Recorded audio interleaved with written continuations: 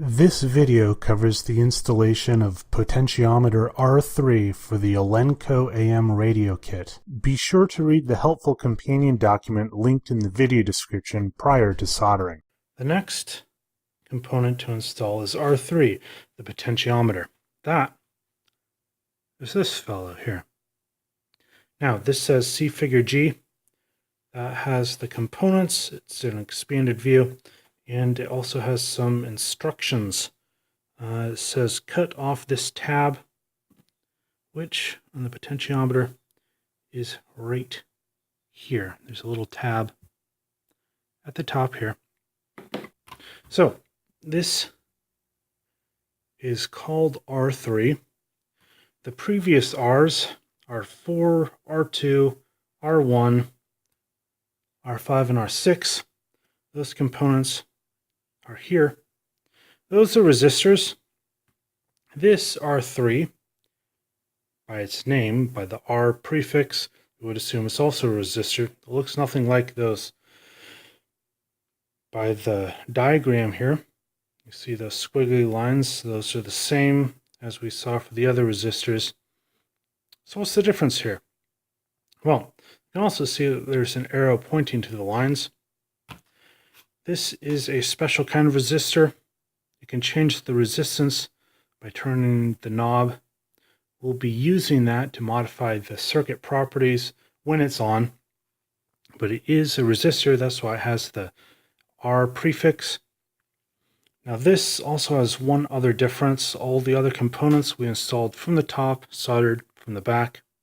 This fits in from the back and it is soldered in the back. Now, as these 5 legs here, when you get them, they'll be pointing in any number of directions. They won't fit cleanly into those holes, so you will want to get your needle nose pliers, straighten them out so that they fit in, and be careful with it.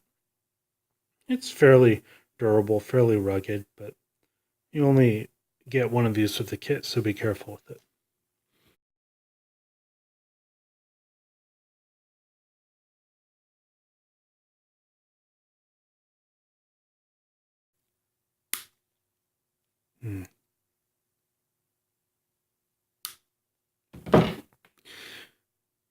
Looking at this hole here, I could probably have gotten away with just using my flathead screwdriver to force the tab down. The reason for that is this component is generic, and this board, for whatever reason, did not have a little hole cut right there for the tab to fit in, so we have to remove it. Let's install this.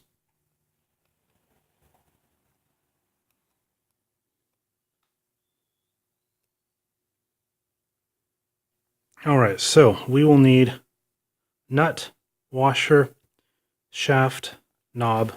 Here's the shaft, already came with it.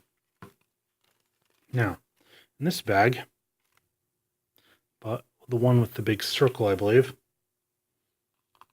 there's a nut and a washer. This other bag, the one with the battery pack, that has the knob. So if you're looking for all the components, you can't find them in the same bag, that's because they're not.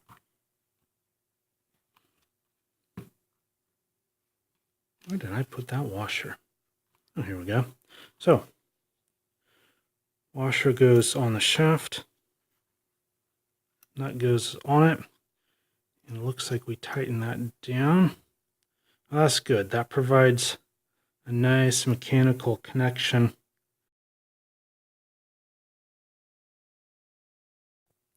And then here, the knob goes on top. There we go. Oh, that's beautiful. All right.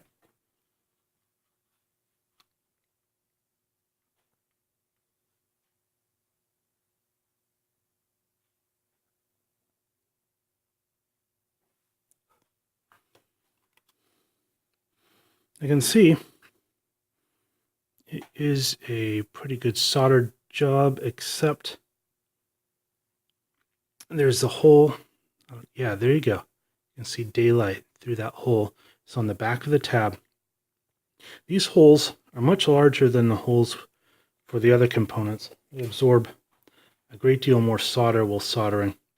You will want to hold the solder a bit further back than you did for these other ones.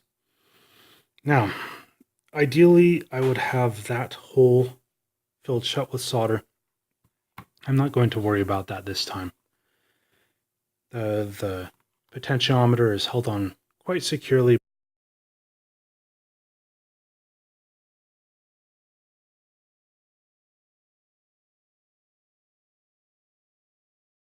All right, here we have the same situation.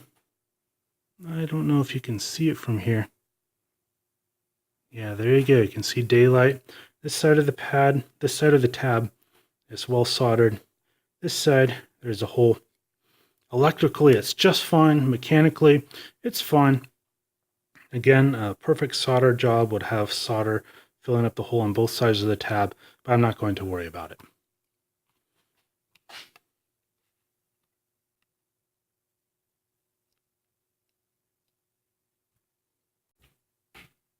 Well, all 5 connections have been made. Watch this video to continue assembling your kit.